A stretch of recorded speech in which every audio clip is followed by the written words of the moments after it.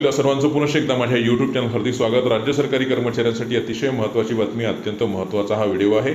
मागील 2 दिवसापासून आमच्या यूट्यूब चॅनलला कमेंट प्राप्त होत होत्या, ज्यामध्ये GPF मध्ये जमा रकमेवर किती टक्के दरानं व्याज मिळणार आहे आणि त्याच अनुषंगाने एक अत्यंत महत्त्वाची मोठी अपडेट देणारा आजचा हा संपूर्ण व्हिडिओ आहे। काय संपूर्ण व्हिडिओ आहे त्यासाठी विनंती एकच की व्हिडिओ हा शेवटपर्यंत पाहावा। तसंच याआधी जर आपण आमचं यूट्यूब चॅनल सबस्क्राईब केलं नसेल तर निश्चितच चॅनलला सबस्क्राईब करा, समोरील बेल आयकॉनला सुद्धा क्लिक करा, म्हणजे नवीन व्हिडिओचे नोटिफिकेशन आपणास नियमित मिळत राहतील।